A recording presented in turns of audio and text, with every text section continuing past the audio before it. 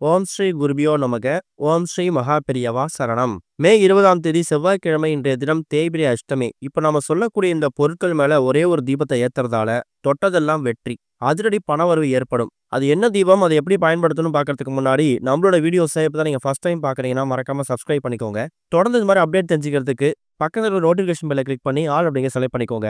இப்போ என்னென்ன பொருட்களுக்கு மேல என்ன தீபத்தை ஏற்றணும் அப்படிங்கிற பத்தி தெளிவா தெரிஞ்சுக்கலாம். பொதுவாக தேய்பிரை அஷ்டமி அப்படிங்கிறதே சிறப்பு தான். அதாவது நம்மளோட கடன் பிரச்சனையை காணாமல் போகக்கூடிய அற்புதமான வழிபாட்டு முறை இந்த ஒரு தேய்பிரை அஷ்டமி.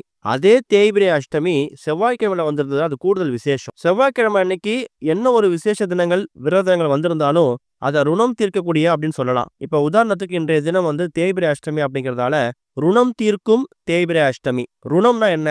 கடன். பொதுவா செவ்வாய்க்கிழமைய கடன் பிரச்சனை தீர்க்கறதுக்கான வழிபாட்டுக்கு பயன்படுத்தக்கூடிய நாளா நம்ம யூஸ் பண்ணிக்கலாம். செவ்வாய்க்கிழமை செவ்வாய் பகவானுக்கு உகந்த ஒரு நாள். இந்த ஒரு நாள்ல எந்த ஒரு விசேஷ தினம் வந்திருந்தாலும் அது மூலியமா வழிபாடு செய்யும் போது செவ்வாய்க்கிழமை வழிபாடும் சேர்ந்து நமக்கு கை கொடுக்கும். அந்த வகையில இன்னைக்கு அதிகாலை 2 மணிக்கு ஆரம்பித்திருக்கக்கூடிய அஷ்டமி திதி நாளைக்கு அதிகாலை 12 மணி 40 நிமிஷம் வரைக்கும் இருக்கு. இன்னைக்கு நாள் முழுக்க உங்களுக்கு அஷ்டமி திதி தான். அதுல குறிப்பா மதியம் 3:04 ராகு காலம். இந்த நேரத்துல அஷ்டமி வழிபாடு செய்யறது விசேஷம். உங்க வீடு பக்கத்துல சிவாலயத்துல இல்ல எங்கெல்லாம் பைரவர் சன்னதி இருக்குதோ அந்த பைரவர் சன்னதியில 3:04 ராகு கால நேரத்துல வழிபாடு நடக்கும். அந்த வழிபாட்டுல போய் கலந்துக்கோங்க.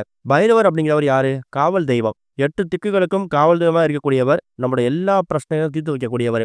அப்பேற்பட்ட கால பைரவருக்கு உகந்த இந்த ஒரு தேய்பிரை அஷ்டமி அன்னைக்கு நீங்க உங்களோட எல்லா விதமான பிரச்சனைகளையும் போக்கிக்கிறதுக்கான வழிபாடு செய்யலாம். போட்டி பொறாமை அதிகமா இருக்கு, எதிரிகள் தொல்லை அதிகமா இருக்காங்க, கண் திருஷ்டி பொறாமை இது எல்லாமே இருக்கு அப்படின்னு நினைக்கிறவங்களுக்கு இந்த ஒரு பைரவர் வழிபாடு ரொம்பவே கை கொடுக்கும். தொழில வியாபாரத்துல போட்டி அதிகமா இருக்கு, எதிரிகள் தொல்லை அதிகமா இருக்கு அப்படிங்கிறவங்கலாம் தாராளமா தேய்பிரை அஷ்டமி அன்னைக்கு பைரவரை வழிபடுறது ரொம்பவே சிறப்பு. அந்த வகையில இப்ப செவ்வாய்க்கிழமையில வந்திருக்கக்கூடிய இந்த ஒரு தேய்பிரை அஷ்டமி அன்னைக்கு இப்ப நம்ம சொல்லக்கூடிய இந்த பொருட்களை பயன்படுத்தி ஒரே ஒரு தீபத்தை உங்க வீட்டோட பூஜை அறையில ஏற்றி வச்சாலே போதும். இது வரைக்கும் இருந்துட்டு இருந்த எல்லா விதமான கடன் பிரச்சனைகளுக்கும் தீர்வு கிடைக்கும். கடன் தீர்ந்து அதிரடி பணவரவு ஏற்படும், செல்வம் அதிகமாக சேரும். இந்த தீபத்தை ஏத்துறதுக்கு உங்களுக்கு மொத்தமாவே 2 பொருட்கள் தான் தேவைப்படுது. அதுல முதல் முக்கியமான பொருள் துவரம்பருப்பு. துவரம்பருப்பை இந்த இடத்துல ஏன் பயன்படுத்துறோம் அப்படிங்கிறது நம்மளோட வீடியோஸை ரெகுலரா பாக்குறவங்களுக்கு தெரியும். அதாவது துவரம்பருப்பு அப்படிங்கறது செவ்வாய் பகவானுக்கு உரிய ஒரு தானியம். இந்த செவ்வாய் பகவானோட அதிபதி யாரு? முருகப்பெருமான். இப்படி முக்கியமான 3 தெய்வங்களுக்கு உகந்த இந்த ஒரு செவ்வாய்க்கிழமையில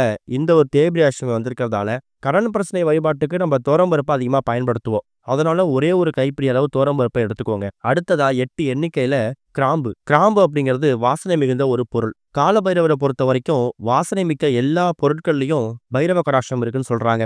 அரகஜா, புனுகு, கிராம்பு, ஏலக்காய் இது மாதிரி வாசனை மிகுந்த பொருட்கள்லாம் பைரவருக்கு ரொம்ப பிடிக்குமா. அதனால அபிஷேகத்துக்கு அரகஜா, புனுகு, பன்னீர், சந்தனம் இது எல்லாத்தையும் வாங்கி கொடுக்க சொல்றாங்க. அந்த அளவுக்கு சக்தி வாய்ந்த இந்த ஒரு கிராம்பு இருக்குல்ல, அது பணவசியம் ஜனவசியத்துக்கும் அதே மாதிரி லட்சுமி கடாட்சமும் அதிகமா இருக்கக்கூடிய ஒரு பொருள் இந்த ஒரு கிராம்பு. அதை ஏன் 8 எண்ணிகள் எடுக்கிறோம்னா பைரவருக்கு உகந்த எண் 8. அதாவது திதிகள்லயே அஷ்டமி திதி 8வது திதியா வரும். அஷ்டனா 8, அதனால அஷ்டமின்னு பேர் வச்சிருக்காங்க. இந்த ஒரு அஷ்டமி திதி அன்னைக்கு பைரவருக்கு உகந்த 8 எண்ணிக்கையில கிராம்பு எடுத்து நீங்க தயார் செஞ்சு வச்சுக்கணும். பூஜை அறையில மாலை ஒரு 6-7 மணிக்கு மேல மற்ற தீபங்கள்லாம் எரிய மாதிரி எரியட்டும். சின்னதா ஒரு தட்டு மேல துவரம்பருப்பை ஒரு கைப்பிடி அளவு போட்டு அதுக்கு மேல இப்ப நீங்க வீடியோல பாக்குற மாதிரி 8 எண்ணிக்கையில கிராம்பு வைக்கணும். இப்படிதான் வைக்கணும் அப்படிதான் வைக்கணும் கணக்கு கிடையாது. அந்த துவரம்பருப்பு மேல கிராம்பு இருக்கணும். 8 எண்ணிக்கையில கிராம்பு இருக்கணும். அது மட்டும் தான் கணக்கு. அதுக்கு நடுவுல ஒரே ஒரு மண் அகல் விளக்கு. ஒருவேளை மண் அகல் விளக்கு இல்லைன்னா வீட்டில் இருக்க ஒரு சின்னதா காமாட்சி விளக்கோ குத்து விளக்கோ பயன்படுத்திக்கலாம், தப்பு கிடையாது. அந்த தீபத்தை சிவபெருமான் போட்டோ சிலைக்கு முன்னாடி நீங்க ஏற்றி வைக்கலாம். ஒருவேளை வீட்டுல பைரவர் போட்டோ வச்சு வழிபடக்கூடிய வழக்கம் இருக்குன்னா அந்த பைரவர் போட்டோவுக்கு முன்னாடி கூட இந்த தீபத்தை ஏத்திக்கலாம், தப்பு இல்லை. குறைஞ்சது ஒரு அரை மணி நேரத்துல 1 மணி நேரம் வரைக்கும் இந்த தீபம் உங்க வீட்டுல எரியட்டும். அதுக்கப்புறம் அன்றாட விலை பாருங்க.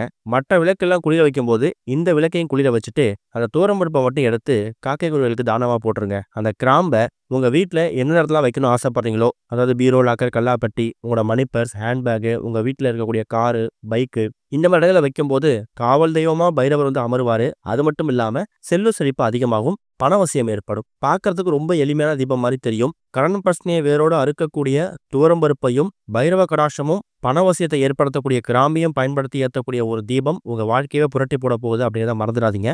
ஒருவேளை இந்த அஷ்டமிக்கு தவற விட்டுட்டா கூட அடுத்த அஷ்டமிக்கு அதை பயன்படுத்தி. ஓம் ஸ்ரீ குருபியோ நமக. ஓம் ஸ்ரீ மகா பெரியவா சரணம்.